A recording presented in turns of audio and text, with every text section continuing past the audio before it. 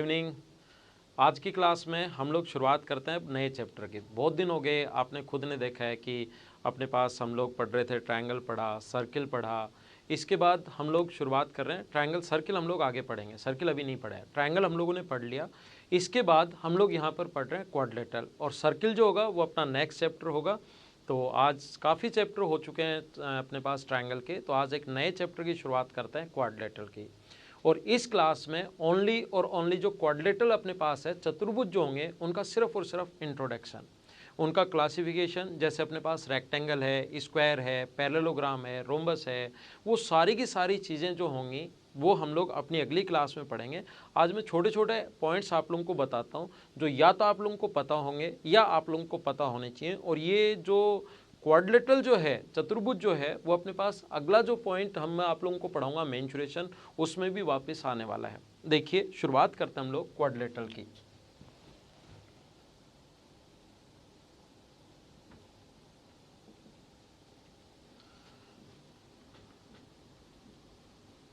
चतुर्भुज की हम लोग शुरुआत करते हैं क्वाड्रिलेटरल। सबसे पहले चतुर्भुज या क्वाड्रिलेटरल होता क्या है?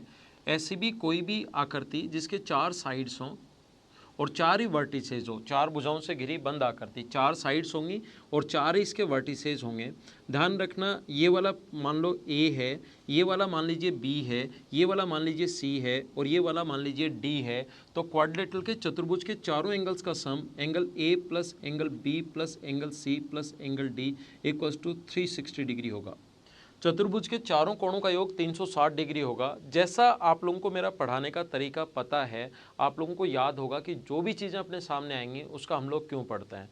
मैंने आपको फर्स्ट डे बताया था जब मैंने इस शुरुआत की थी, जब अपने इस यूट्यूब चैनल की शुरुआत की थी, फर्स्ट डे मैंने आप लोगों को बताया था कि अगर अपने पास त्रिभुज के तीनों कोणों का योग 180 डिग्री होता है। क्यों होता है वहाँ पर समझा चुका हूँ। यहाँ पर बीच से एक लाइन खींच दीजिए, ये अपने पास 180 डिग्री है और ये अपने पास त्रिभुज के तीनों कोणों का योग 180 डिग्री, 180 और 180 मिलकर हो गया अपने पास 360 डिग्री। अब इससे रिलेटेड कुछ इंपॉर्टेंट जो पॉइंट्स होंगे उनको हम लोग समझने की शुरुआत करते हैं, उनको हम लोग पढ़ते हैं। देखिए,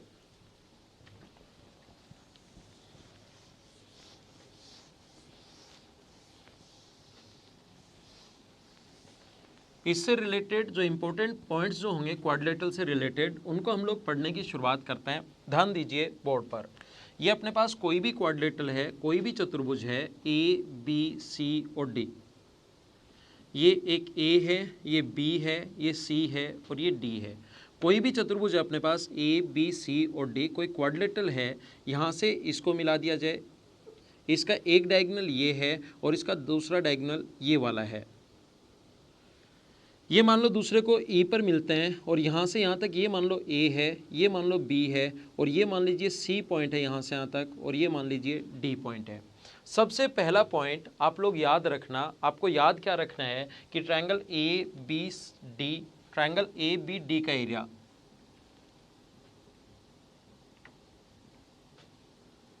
अपॉन ट्रायंगल नीचे वाले सी बी डी का एरिया का रेशियो वही होगा जो ए और बी का रेशियो है।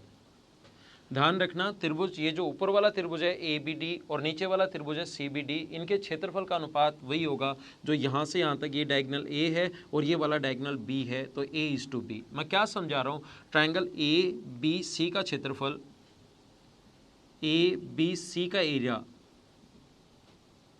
अपॉन अपने पास ट्रायंगल दूसरा, जो इधर वाला ट्रायंगल ए बी सी और इधर वाला ट्रायंगल ले लीजिए A D C, triangle A D C का एरिया।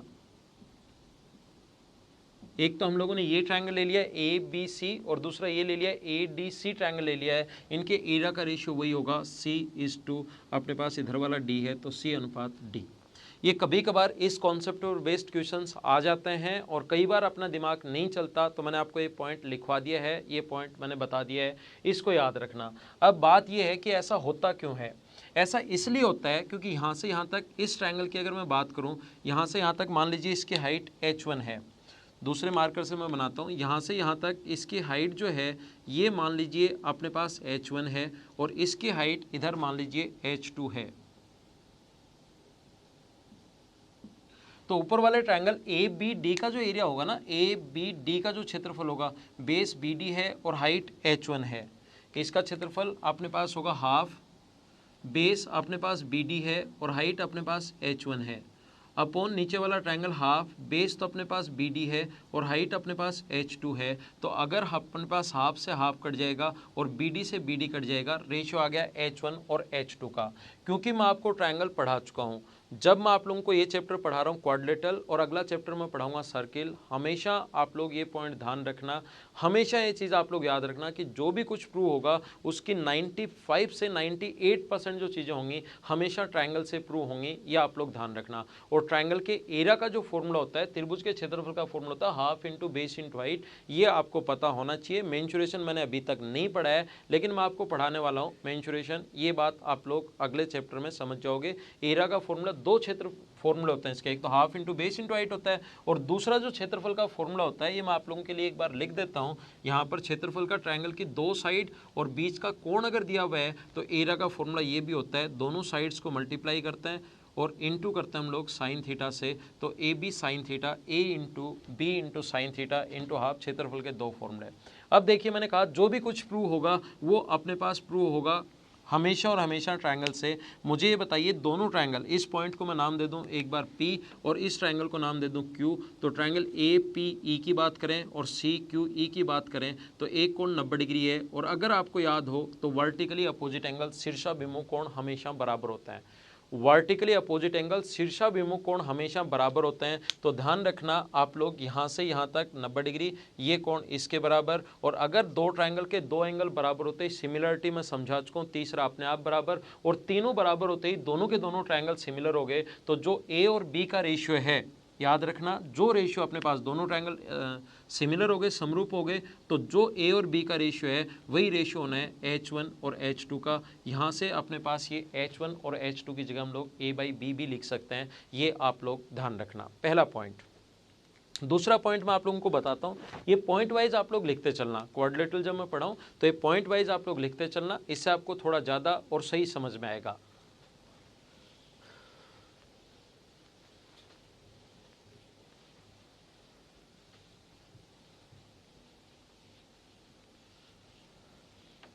जब मैंने आप लोगों को सिमिलरिटी पढ़ाई थी, जब समरूपता जब मैंने आप लोगों को बताया था, उस टाइम मैंने एक लाइन आप लोगों के लिए बोली थी, अगर आपको याद हो तो, नहीं याद तो अब सीख लीजिए। अगर आपको ये लाइन याद नहीं है, ये पॉइंट याद नहीं है, तो अब सीख लीजिए। एक ट्रायंगल ABC में, एक ट्रायंगल ABC में मिड पॉइंट को मिलाने वाली लाइन D और E अगर मिड पॉइंट है, तो ट्रायंगल की दो साइड्स के मिड पॉइंट को मिलाने वाली लाइन तीसरी से आधी और उसके पैरेलल होती है, तीसरी से आधी भी होगी और उसके पैरेलल भी होगी। डी की जो लेंथ होती है वो BC/2 होती है। क्यों होती है, कैसे होती है? सिमिलरिटी जब पढ़ाया था ट्रायंगल में, उस टाइम मैं आप लोगों को बता चुका हूँ, ट्रायंगल के दो साइड्स के मिड पॉइंट को मिलाने वाली लाइन तीसरी से आधी और उसके पैरेलल होगी, आप लोग ध्यान रखना, याद रखना। याद है अच्छी बात है, नहीं है कर लो। एक छोटा सा क्वेश्चन पूछा जाता है इसमें, नेक्स्ट पॉइंट, 2 नंबर पॉइंट मैं आप लोगों को समझा रहा हूँ। एक छोटा सा और आसान सा क्वेश्चन इसमें क्या पूछा जा सकता है क्वाड्रिलेटरल में, और एसएससी में आने लायक क्वेश्चन है। एक कोई भी चतुर्भुज अपने पास ABC और D, एक कोई भी चतुर्भुज है ABC और D, इसके चारों साइड्स के मिड पॉइंट को मिला दिया जाए, ये इसका मिड पॉइंट, ये इसका मिड पॉइंट, ये इसका मिड पॉइंट और ये इसका मिड पॉइंट, इसके चारों साइड्स के अगर मिड पॉइंट्स को मिला दिया जाए, इसके चारों साइड्स के मिड पॉइंट्स को अगर मिला दिया जाए तो बनने वाली आकृति क्या होगी? और 4 ऑप्शन दे देगा हमें ABC और D। क्या रेक्टेंगल बनेगा, क्या स्क्वायर बनेगा, क्या पैरेललोग्राम बनेगा, क्या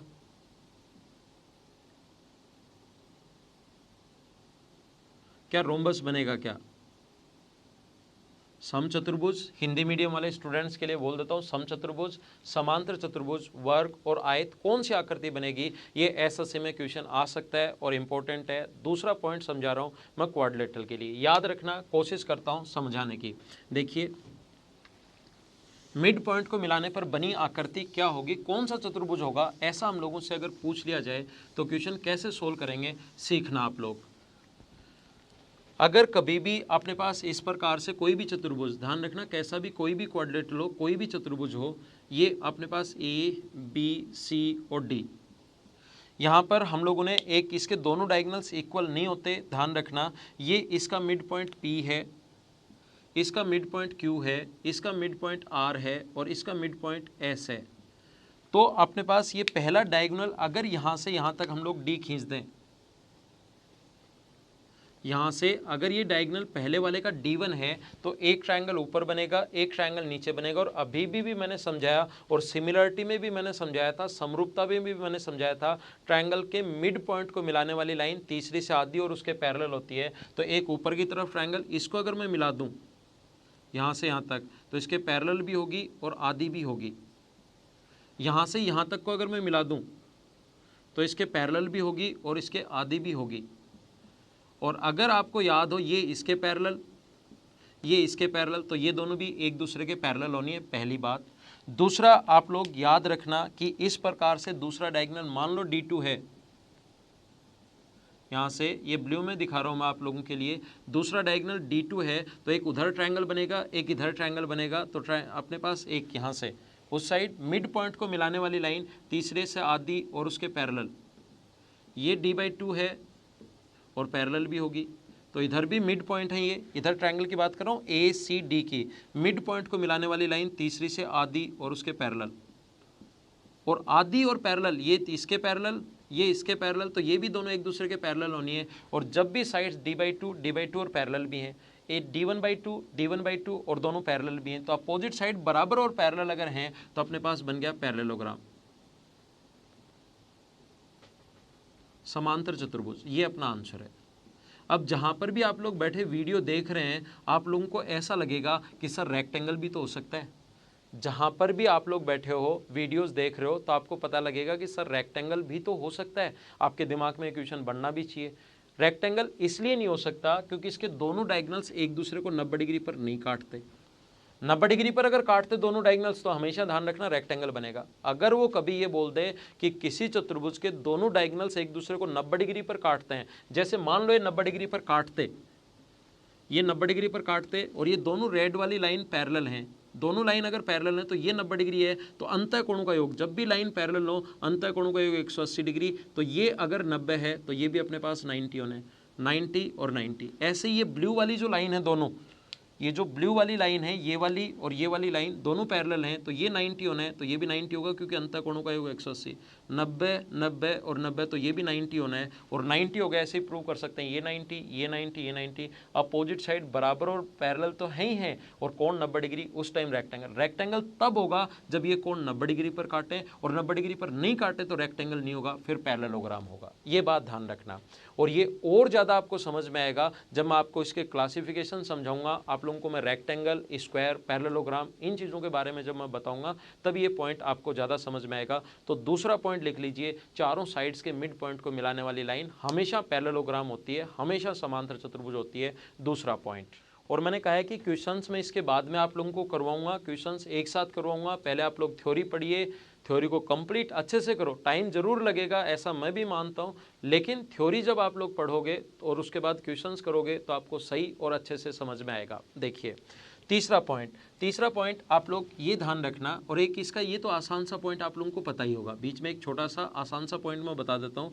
ABCD कोई भी चतुर्भुज है, मान लो काम आ सकता है अपने इसमें, इसलिए भी मैं बीच में बता देता हूँ। वैसे मेंसुरेशन का पार्ट है, ज्योमेट्री का नहीं है। इसका डायगोनल एक D है, इस पर एक परपेंडिकुलर डाल दिया जाए P1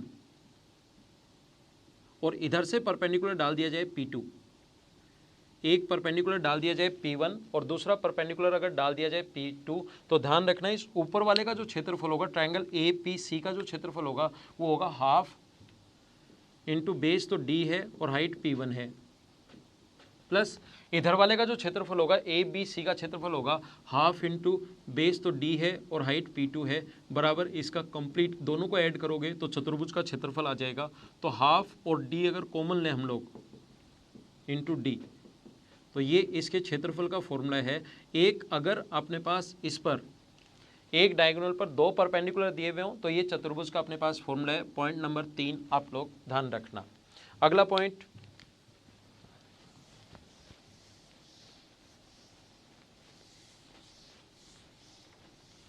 4 नंबर पॉइंट। ये छोटे छोटे पॉइंट्स मैं आप लोगों को समझाते हुए चलता हूँ और इनको आप लोग बार बार पढ़ना ताकि आपके माइंड में सेट हो और फिर उन पर बेस्ड हम लोग क्वेश्चंस कर लेंगे। पॉइंट नंबर 4 जो है अपने पास वो इस प्रकार से है,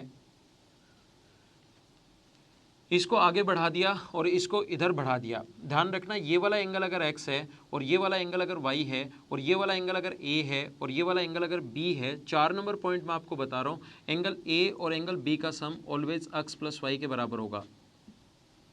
ये इस प्रकार से आगे बढ़ा दिया जाए, ये x है, ये y है, एक्सटीरियर एंगल बाह्य कोण। तो ध्यान रखना a और ये b अगर है तो a प्लस b का सम ऑलवेज इक्वल होगा x प्लस y के। याद रखना क्यों, मैं समझा देता हूँ। हर चीज़ का क्यों मैं बताता हूँ। अगर आपने मेरे पिछले वीडियो देखे हैं तो ये बात आपको पता होगी। स्ट्रेट लाइन है, स्ट्रेट लाइन पर बना एंगल 180 डिग्री, तो ये 180 अगर माइनस y है, ये अगर y है तो उधर 180 माइनस y। ये अगर बाहर वाला एंगल सीधा स्ट्रेट लाइन है ना, ये आगे बढ़ाने पर ये अगर x है तो अंदर वाला एंगल होगा 180 माइनस एक्स। और मुझे बताइए एक चतुर्भुज के चारों कोणों का योग, सबसे पहले पॉइंट ये लिखवाया था angle a plus 180 minus x plus angle b plus angle 180 minus y बराबर 360 डिग्री। 180 और 180 इधर जाके कट जाएगा तो angle A plus angle B बराबर बचेगा angle X plus angle Y के। और यही मैंने आप लोगों को लिखवाया है। अगला पॉइंट आप लोग ध्यान रखना, याद रखना। 5 नंबर जो पॉइंट अपने पास, 5 नंबर पॉइंट थोड़ा सा इंपॉर्टेंट है, याद रखना आप लोग। यहाँ पर कोई भी चतुर्भुज है, इस प्रकार से कोई भी चतुर्भुज है A, B, C और D, इसके दोनों डायगोनल्स अगर कभी भी एक दूसरे को 90 डिग्री पर काटें, एक कंडीशन लेकर चल रहा हूं मैं, दोनों विकर्ण अगर एक दूसरे को 90 डिग्री पर काटें, दोनों डायगोनल्स अगर एक दूसरे को 90 डिग्री पर इंटरसेक्ट करें, तो ध्यान रखना अपोजिट साइड्स के सम का स्क्वायर कौन कौन सा, AB square plus CD square, opposite sides के सम का स्क्वायर अपोजिट साइड्स के सम के स्क्वायर के बराबर होगा AD square plus BC square. ये बात हमेशा ध्यान रखना। कब, जब दोनों 90 डिग्री पर काटें, और दोनों 90 डिग्री पर अगर काटे तो दूसरी प्रॉपर्टी, दूसरा पॉइंट ध्यान रखना, चारों साइड्स के मिड पॉइंट्स को मिलाने पर जो आकृति बनेगी वो उस टाइम पैरेललोग्राम नहीं होकर रेक्टेंगल होगी। दूसरा पॉइंट यहाँ पर ये ध्यान रखना। क्यों, कैसे आया वो चीज़ मैं समझा देता हूँ। आया कैसे मुझे बताइए। पाइथागोरस थ्योरम से क्या हम लोग ऐसा लिख सकते हैं क्या कि AB स्क्वायर बराबर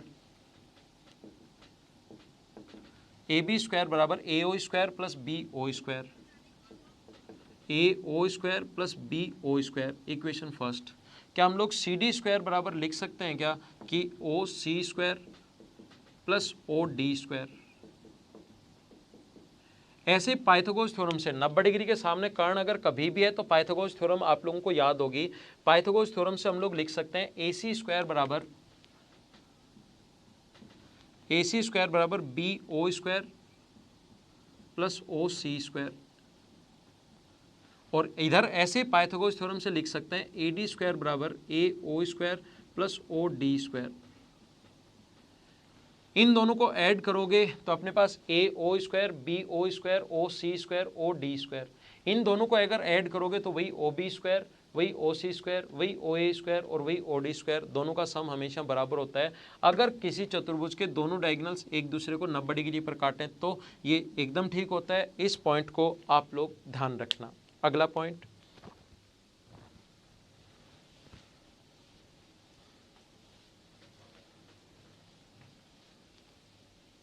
पॉइंट नंबर 6 आप लोग ध्यान रखना। जैसे आप लोगों को एरिया का फॉर्मूला मैंने आप लोगों को बताया था, एरिया का दूसरा फॉर्मूला इसका ये भी होता है, क्षेत्रफल का एक फॉर्मूला इसका ये भी होता है। अगर इसके बीच का कोण थीटा दिया हुआ है तो एरिया का formula half D1 into D2 into sine theta भी होता है।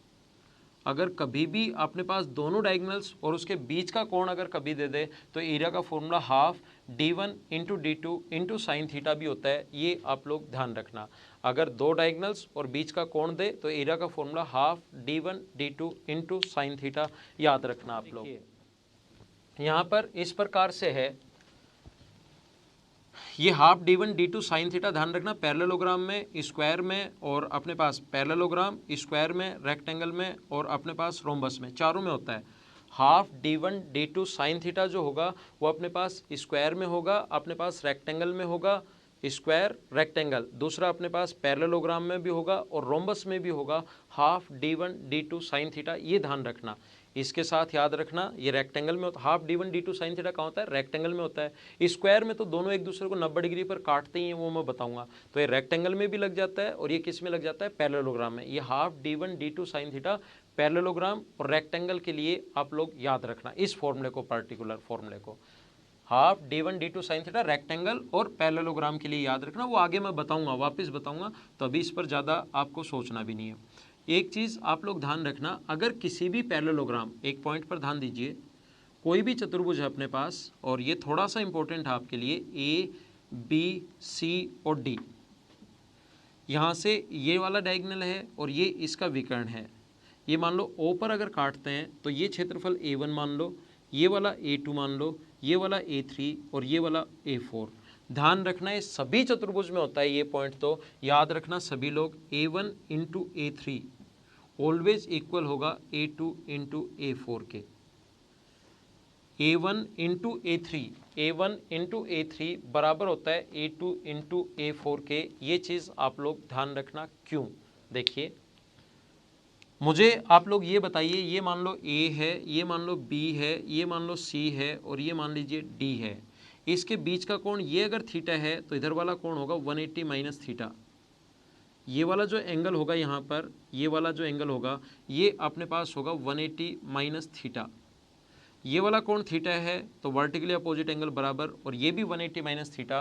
तो जो A1 है अपने पास, जो ट्रायंगल अपने पास A1 है, उसका जो एरिया होगा, ये जो A1 जो हम लोगों ने माना है, A1 बराबर होगा अपने पास, A1 बराबर होगा किसके? Half into A into B, और बीच का कोण साइन थीटा में। और ध्यान रखना यहाँ 180 माइनस थीटा है, ये मैं आपको ट्रिग्नोमेट्री में बताऊँगा, sine 180 minus theta sine theta ही होता है। तो हाफ A1 हाफ AB और बीच का कोण 180 माइनस थीटा साइन थीटा। ऐसे ही A2 जो होगा अपने पास, वो दो साइड B और C अगर है और बीच का कोण अगर थीटा है तो half B into C into sine theta. और ये जो A3 है अपने पास, A3 जो होगा वो होगा half into C into D into sine theta. Sine 180 minus theta और 180 माइनस थीटा साइन थीटा ही होगा। और A4 जो होगा वो होता है half A into B into sine theta. आप एक काम कीजिए, इन दोनों को हाफ A इंटू डी है ना, दो साइड है ना, एक A है और एक D है, AD साइन थीटा। आप A1 व A3 को इंटू करो, A1 व A3 को इंटू करोगे तो 1/4 A into B into C into sine square, और इन दोनों को भी इंटू करोगे, A2 और A4 को इंटू करोगे तो आ जाएगा अपने पास half A into B into C into D sine square, और ये दोनों बराबर हैं। तो ध्यान रखना ये A1 इंटू A3 है और ये A2 इंटू A4 है। ये सभी क्वाड्रिलेटरल में लगता है, सभी चतुर्भुज में लगता है, चाहे कोई सा भी चतुर्भुज दे दे ये फॉर्मूला सभी में लगेगा। और ये सबसे ज़्यादा काम में आएगा ट्रिपेजियम में, ये बहुत ज़्यादा जाकर इंपॉर्टेंट बन जाएगा यहाँ पर, ये ध्यान रखना। तो अगला पॉइंट, ये कितने नंबर था? पॉइंट तो आप लोग लगाते चलना, मैं भूल गया हूँ, पॉइंट आप लोग लगाते चलना कि ये कौन सा पॉइंट है। नेक्स्ट समझाता हूँ।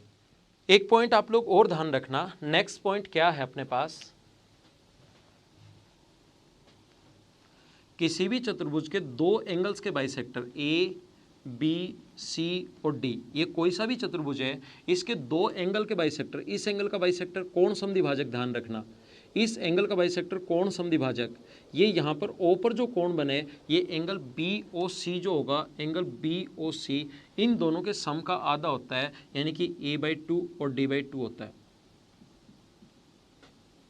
देखो, बताने के बाद आप लोग 1 सेकंड में समझ जाओगे, आपको कोई भी टाइम नहीं लगेगा। एक बार जैसे ही मैं समझा दूं, उसके बाद की जो चीज़ें हैं आप 1 सेकंड में समझ जाओगे, लेकिन ये चीज़ें अचानक दिमाग में नहीं आएंगी। ध्यान रखना, किन्हीं भी दो एंगल्स का जो बाइसेक्टर जहाँ पर मिलता है वहाँ पर बना एंगल अपने पास होगा A/2 और D/2 का आधा। मान लो इसका एंगल बाइसेक्टर मिला दें A और B का, तो फिर वो होगा C और D/2, दोनों का आधा होगा C/2 और D/2, अगर इनका एंगल बाइसेक्टर हो तो।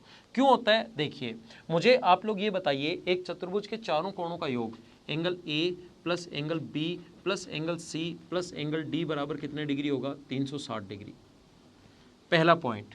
और मुझे बताइए, ये वाला एंगल पूरा B था, ये अपने पास B/2 है, ये वाला एंगल पूरा सी था, एंगल बाइसेक्टर है तो ये अपने पास c/2 है, और ये अपने पास एंगल अगर एक बार O मानकर चलूँ, BOC नहीं लिखकर O लिखूँ, तो आप लोगों को पता होगा कि अपने पास एंगल B का आधा यानी b/2, एंगल C का आधा यानी कि एंगल c/2, और इस एंगल को अगर O माने तो एक त्रिभुज बन रहा है, और त्रिभुज के तीनों कोणों का योग 180 डिग्री। आप एक काम कीजिए, इक्वेशन फर्स्ट को डिवाइड कर दो 2 से, इक्वेशन 2 से नहीं, न्यूमेरिक वैल्यू 2 का भाग दो, यहाँ 2 का भाग दोगे तो a/2, यहाँ 2 का भाग दोगे तो b/2, यहाँ 2 का भाग दोगे तो c/2, और यहाँ 2 का भाग दोगे तो d/2, और ये 180 डिग्री। ये इक्वेशन फर्स्ट मान लो, ये इक्वेशन सेकंड मान लो। इक्वेशन फर्स्ट भी 180 डिग्री की वैल्यू है, इक्वेशन सेकंड भी 180 डिग्री की वैल्यू है, और इन दोनों को बराबर रखा जा सकता है। फर्स्ट भी 180 की वैल्यू है, सेकंड भी 180 की वैल्यू है, और इन दोनों को बराबर रख सकते हैं। जब आप लोग इनको बराबर रखोगे, इधर रखते हैं यहाँ पर a/2 plus b/2 plus c/2 plus d/2 बराबर होगा किसके, a/2 नहीं b/2, यहाँ पर है ना, b/2 plus c/2 plus angle O, c/2 cut गया, b/2 और c/2, एंगल O बराबर जो O है, O बराबर बच गया a/2 और d/2, यही तो मैंने लिखा है।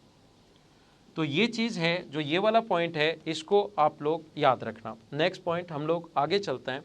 देखिए, ओनली और ओनली क्वाड्रिलेटरल के लिए, जब चतुर्भुज, कोई भी चतुर्भुज आ जाए, कोई भी अगर क्वाड्रिलेटरल आ जाए, तो उसके लिए बातें हुई। अब हम लोग जो नेक्स्ट क्लास से हम लोग पढ़ने वाले हैं, वो हम लोग पढ़ने वाले हैं चतुर्भुज के जो स्पेशल पॉइंट हैं। जैसे पहला मैं आप लोगों को पढ़ाऊंगा रेक्टेंगल के बारे में।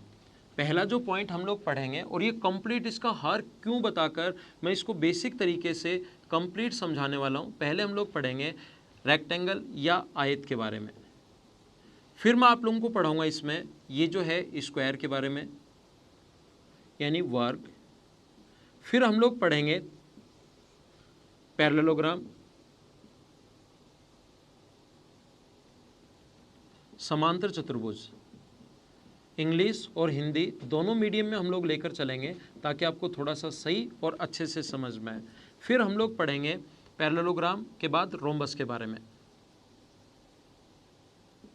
यानी समचतुर्भुज। फिर मैं आप लोगों को पढ़ाने वाला हूं 5 नंबर जो पॉइंट है, वो मैं पढ़ाने वाला हूं ट्रेपेजियम के बारे में, समलंब चतुर्भुज।